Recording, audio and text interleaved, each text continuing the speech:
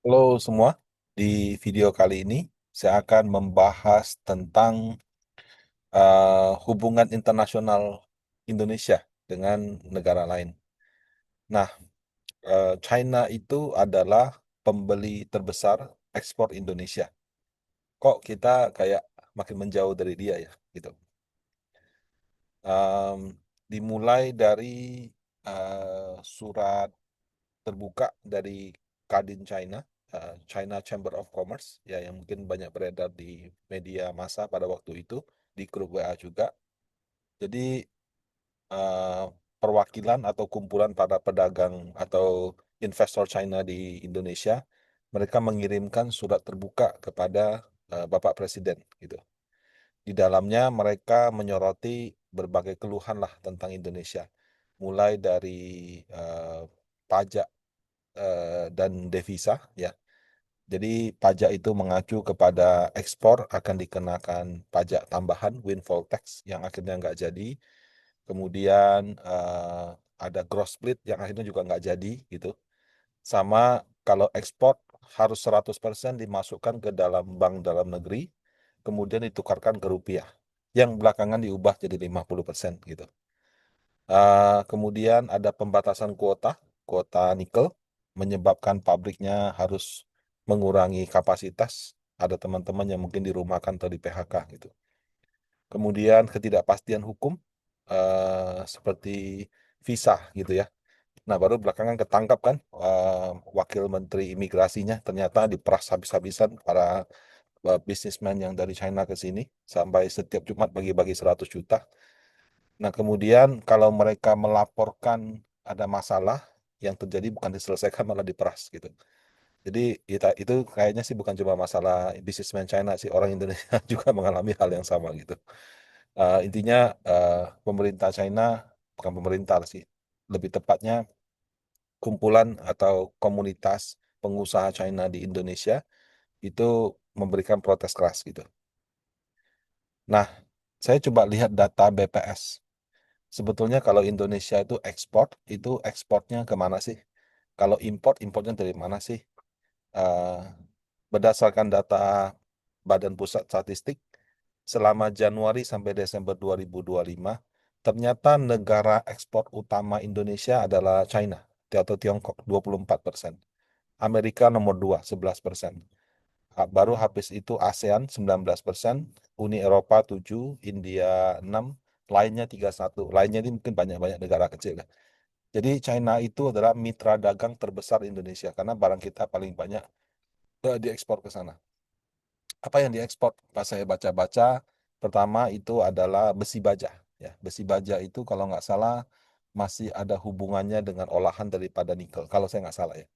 Kemudian bahan bakar mineral itu berarti artinya batu bara sama nikel dan turunannya. Jadi kan ada pabrik smelter besar di Sulawesi yang dibangun oleh Singsan, Huayo gitu ya. Nah, mereka itu kan mengolah nikel jadi turunannya ferronikel kalau nggak salah. Terus menjadi apa lagi ya untuk bahan baterai, kemudian diekspor ke China. Waktu pemerintahan Jokowi itu program hilirisasi sukses luar biasa karena kalau nggak salah kalau kita cuma ekspor nikelnya cuma dapat satu, kita ekspor turunannya jadi 20. Nah, dalam proses hilirisasi tersebut itu ada pembangunan pabrik besar-besaran di sana, mempekerjakan puluhan mungkin sampai ratusan ribu orang, juga memberdayakan ekonomi lokal. Walaupun ya mungkin kalau dibilang apakah semua dapat ya namanya kue kan itu. Kalau memang nggak punya kompetensi mungkin ya nggak dapat gitu. Nah, sekarang pembangunan smelter itu juga berlanjut ke salah satu gubernur kesayangan kita di Ibu Shirley, itu di Maluku Utara. Itu juga banyak pembangunan sehubungan dengan hilirisasi. Nah, itu top 3 ekspor Indonesia, sorry, ke China gitu ya. Tapi impor juga sama, Bapak Ibu. Jadi impor itu ternyata nomor satunya juga China, 41%. Baru dari Jepang, ASEAN, Uni Eropa, lainnya sama Amerika Serikat.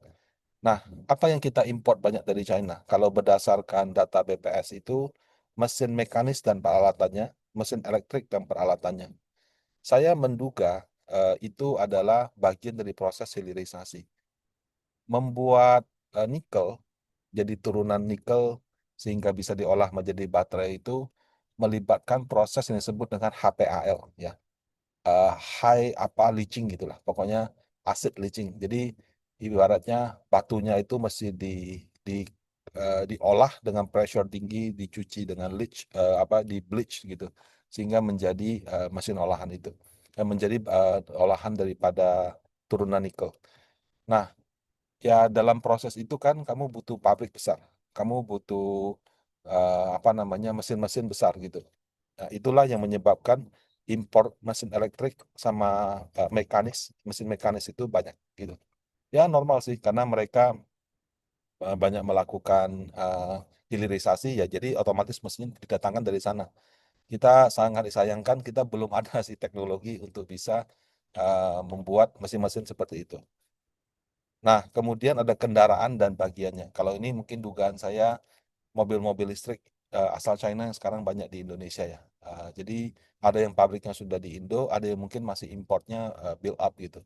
Jadi seperti BYD, uh, Jayco, Jayco China kali, I don't know. Tapi kayaknya banyak mobil yang kita sekarang pakai itu termasuk Denza gitu ya.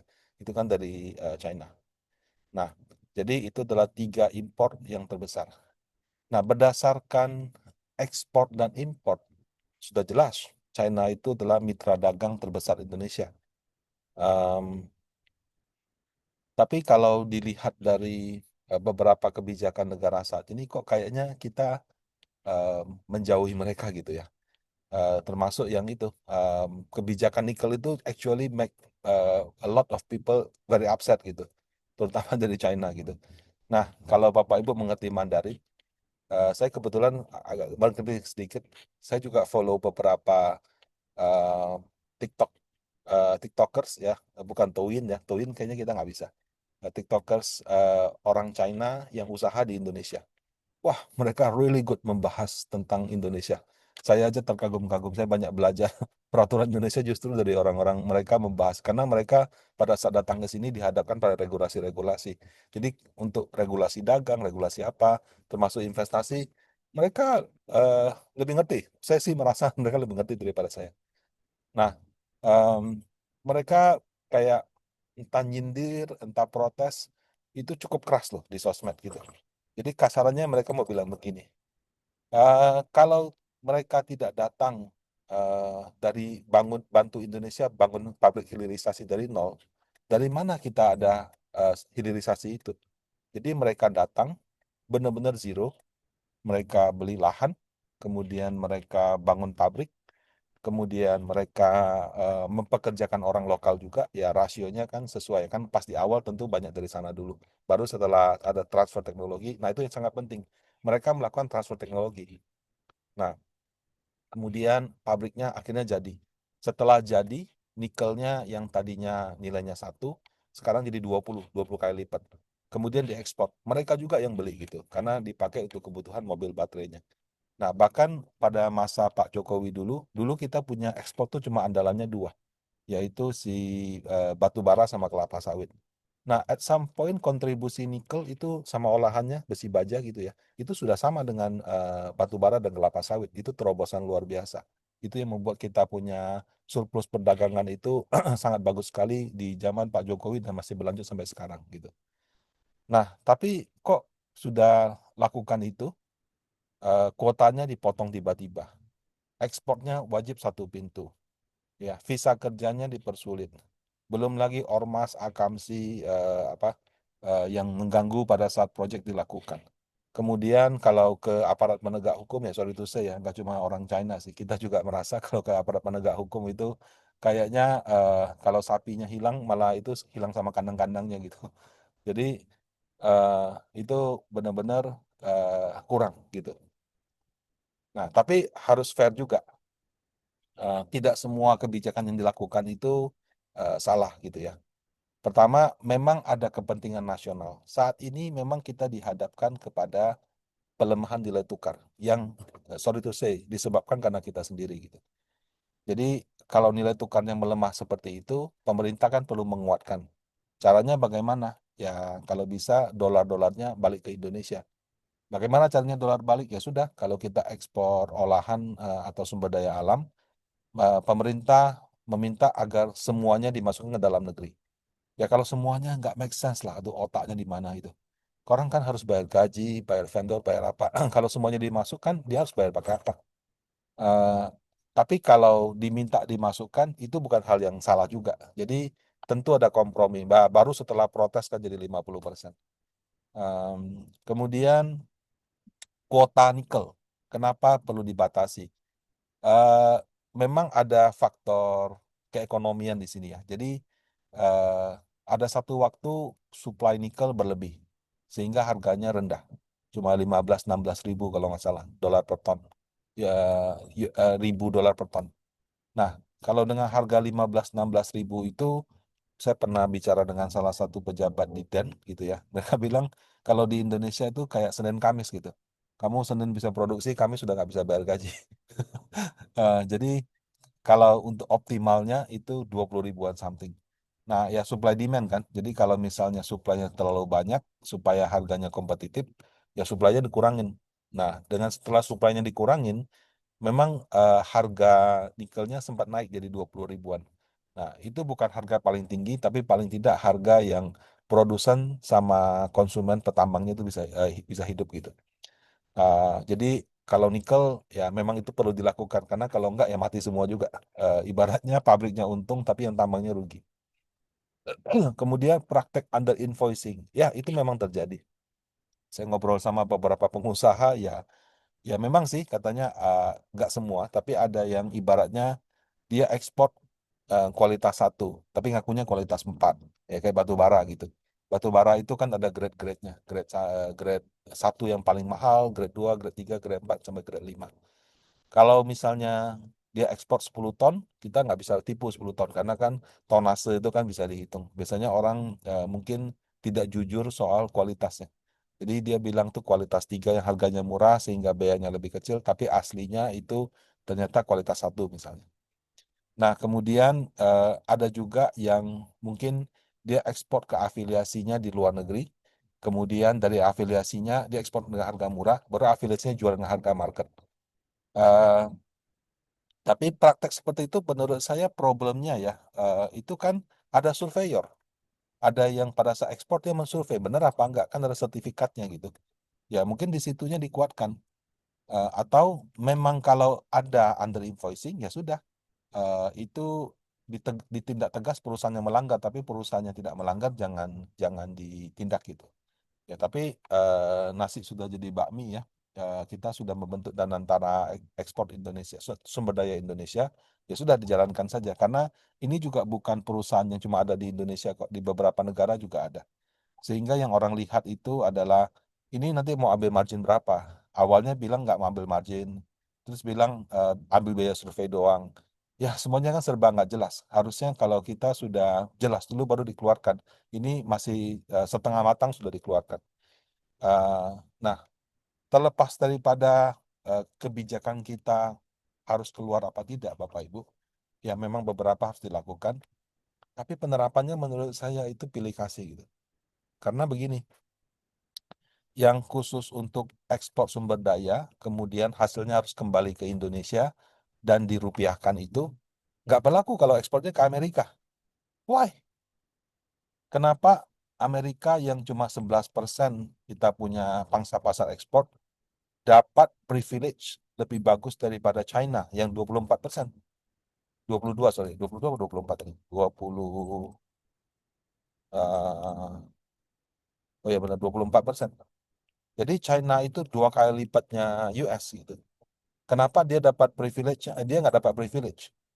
China itu membangun pabrik smelter loh. Apakah kamu melihat ada pabrik smelter yang dibangun US di sini? Kalau ada, tolong kasih tahu saya. Jadi yang actually membantu Indonesia secara eh, tuntas ya transfer teknologi itu US gitu. Kenapa sorry, itu China. Kenapa US yang dikasih privilege? Saya nggak ngerti gitu. Ya mungkin kalau yang mengerti kebijakan luar negeri bisa ajarin saya. Nah, kemudian ini juga terus terang saya sangat tidak nyaman sih waktu membaca ini. Bahwa eh, pesawat militernya US itu bisa masuk Indonesia tanpa perlu minta izin karena cukup sekali aja.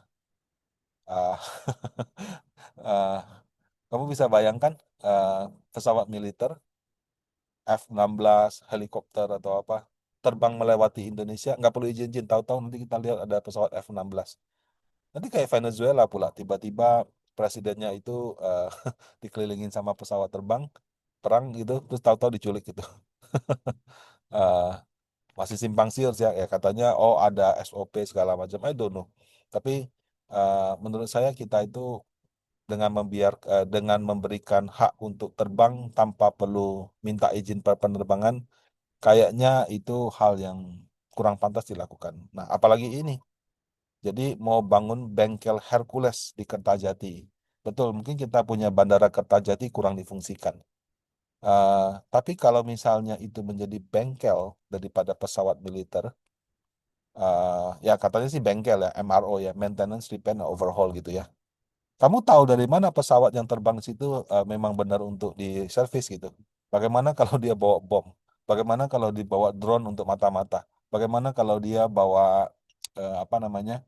Bawa pasukan militernya di situ. Misalnya dia datangkan pesawat, katanya mau diservis, tapi ternyata dalam pesawat itu ada 10 ada satu kompi kompi tentara di situ. Dia datangkan 20 pesawat. Itu sudah 20 kompi tentara ke sini. Ah, saya nggak ngerti. Ya katanya belum deal segala macam. Kalau belum deal kenapa diumumkan? Jadi menurut saya ini kebijakan luar negeri yang sorry to say, menurut saya tidak ahli soal kebijakan luar negeri, tapi mendatangkan militer asing di dalam negeri itu menurut saya itu big no-no gitu. Kan kayak ibaratnya kita mau kirim pasukan militer perdamaian aja melalui PBB. Kalau ini kita bisa mendatangkan pesawat-pesawat militer tuh dengan dahli bengkel gitu. Ya semoga benar-benar cuma bengkel. Semoga saya salah gitu. Nah, em, kita kan tahu ya, China sama US itu rival berat gitu. Kalau China invest di Indonesia, boleh nggak US invest di Indonesia? Boleh, tentu kita persilakan. Kalau bisa bangun pabrik besar, perusahaan besar di sini gitu. Tapi kalau misalnya China dia boleh bangun apa namanya bisnis, dia kan nggak bangun pangkalan militer di sini. Nah, kenapa US boleh gitu? Bukan bukan pangkalan militer lah. Kenapa pesawat US boleh mondar mandir? Eh, jadi itu kalau saya analogikan ya, itu kayak kita sudah tahu ya, istri sama mertua tuh nggak cocok. Terus tadinya tinggal pisah rumah gitu. Nah sekarang mertuanya kita kasih kunci, terus di rumahnya kita kasih kamar khusus dia boleh datang kapan aja. Apakah kamu pikir hubungan antara mertua sama istrinya akan baik-baik saja? Kalau udah cocok nggak apa-apa ya. Ini nggak yang kurang cocok gitu loh. Jadi eh, saya merasa ya itu sangat kurang tepat. Tapi ya saya bukan ahli soal hubungan luar negeri. Nah, mungkin Indonesia merasa, loh kan kita menguasai eh, eh, 45% cadangan nikel, 60% daripada produksi nikel itu dari Indonesia. Kita udah nentuin harga. Nothing's wrong with that gitu. Nah, tapi kalau terus satu lagi yang banyak juga di-mention di TikToknya China gitu. Mereka bilang mungkin Indonesia merasa ya sudah dibangun pabrik-pabrik bernilai billion of dollar di sini. WDB itu benar-benar dibangun dari nol sampai jadi gitu. Ada pangkal, ada untuk pesawat apa semua sudah lengkap. Kan kakinya udah terikat dia nggak bisa kemana-mana lagi. Jadi kalau udah kayak gitu eh, sama kayak itulah. Kalau misalnya kita eh, berbisnis gitu. Waktu kita bangun bisnis nggak diganggu. Begitu bisnis kita sudah rame, tiba-tiba ada palang aja. Kalau bongkar barang harus bayar atau apa. Jadi rasanya, sorry ya, rasanya tuh kayak gitu. Jadi kayak kita tuh merasa sudah menguasai ini itu, jadi boleh seenaknya gitu. Ah, kita tuh nggak belajar. Kalau ini kan nikel ya, memang sekarang kebutuhannya untuk mobil listrik tinggi satu hal gitu. Tapi dulu Amerika, waktu Donald Trump menjabat periode kedua, dia sudah melakukan hal ini dengan China melalui chips gitu. Nah, waktu di awal-awal perang dagang, China itu lagi getol-getolnya, lagi gencar-gencarnya membangun industri AI dalam negeri. Jadi dia butuh chip, chip yang bisa menghitung dengan cepat sehingga mobilnya bisa jalan sendiri, sehingga dia punya teknologi canggih segala macam. Dan Nvidia itu basically sudah monopoli gitu ya. Eh, Sebelum perang dagang tuh kalau nggak salah sampai dengan 90% chip itu di China tuh menggunakan Nvidia. Nah, waktu Trump awal perang dagang dia lihat kondisi ini. Dia melarang Nvidia untuk mengekspor chipnya ke China. Bayangkan 90% loh, 90% loh daripada kamu punya pabrik dalam negeri itu beli chip dari Nvidia, tiba-tiba karena perang dagang nggak boleh gitu. Nah, eh, setelah itu mungkin saja ya ada chip-chip yang masuk lewat jalur mungkin kurang legal gitu. Misalnya dikirim dulu ke negara A, baru dari negara A kirim ke sana gitu. Terus belakangan sama Trump itu juga ditindak tegas. CEO-nya waktu itu sampai mohon-mohon gitu. Tolong dong, oke lah kalau saya nggak boleh jual yang paling canggih, boleh nggak saya jual yang generasi yang lebih lamanya? Kalau nggak salah namanya Blackwell gitu. Dia kan dia punya chip kan banyak, ada banyak serinya. Ada Vera Rubin, ada Blackwell, ada apa begitu. Nah, waktu itu benar-benar dijadikan bahan perang dagang. Jadi dia bilang ada keamanan nasionalnya segala macam, akhirnya nggak boleh gitu. Nah, eh, jadi pas China lagi butuh-butuhnya, di stop sama US. China nyerah? Enggak. Jadi daripada dia tunduk sama aturan-aturan US, tarifnya US dia balas. Terus apa yang pemerintah China lakukan? Mereka investasi besar-besaran industri chip dalam negeri. Jadi mereka membentuk dana khusus, mereka memberikan dana apa segala macam supaya industri chip dalam negeri China berkembang. Sekarang sudah ada DeepSeek. DeepSeek itu mungkin yang dulu ya, itu sudah saingan ChatGPT. Kemudian ada Seedance. Wah, Seedance ini saya lihat luar biasa sekali. Aplikasi untuk bikin video, musik ya. Mungkin kalau pernah lihat ada si penyanyi hitam US, dia nyanyi lagu R&B, R&B-nya Mandarin gitu, dengan artis-artisnya.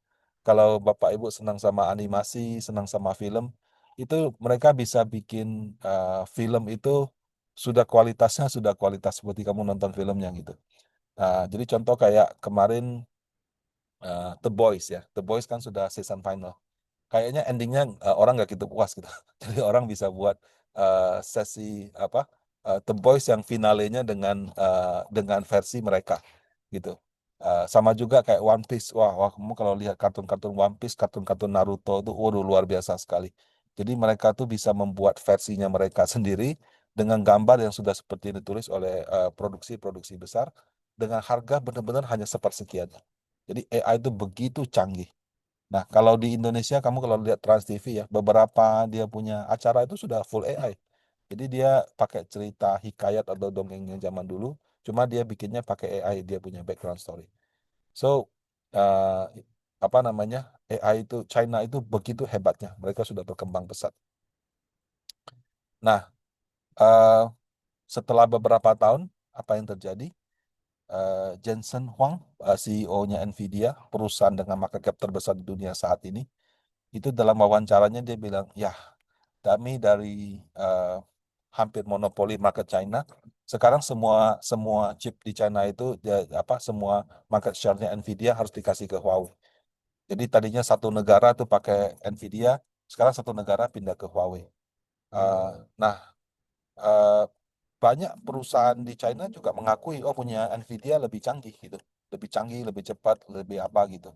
Tapi ya karena ada nasionalisme yang kuat ya sudah, mereka pakai yang ada, mereka stuck gitu ya. Jadi oke kalau misalnya kecepatannya Nvidia 100, kecepatannya dia 20, ya udah dia pakai 5 gitu. Dia tumpukin 5. Dengan teknik-teknik seperti itu dia coba untuk maksimalkan apa yang ada gitu. Nah, itu bagaimana cerita si US menekan si China dan gagal, malah China-nya maju. Nah, terakhir kali si Trump bawa rombongan ke sana, tawarin lagi, lu mau beli Blackwell nggak si Nvidia? China bilang, ya sorry, kita sudah punya industri dalam negeri gitu. Nah, kalau kita nih Indonesia berpikir bisa menekan China dari sisi nikel dan batu bara, sorry to say ya, kamu harus renungkan baik-baik. Batu bara itu betul, China itu konsumen terbesar di dunia, importer terbesar di dunia. Tapi mereka juga produsen terbesar di dunia.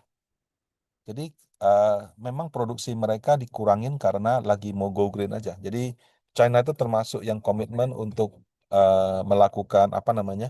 melakukan yang namanya eh, mengurangi emisi CO2 gitu. Tapi kalau kepepet mereka tinggal suruh naikin lagi. Karena mereka punya batu bara dalam negeri banyak. Nah, kemudian China itu juga sudah investasi besar-besaran ke solar, tenaga solar. Bukan solar yang kita isi ya, tapi solar surya gitu ya. Dan itu mencapai breakthrough gitu. Kamu lihat dia punya gurun pasir, dia punya apa tuh sekarang dipasang sama panel solar surya banyak sekali. Jadi energi solar di China itu juga meningkat, bahkan jauh meninggalkan negara-negara lain.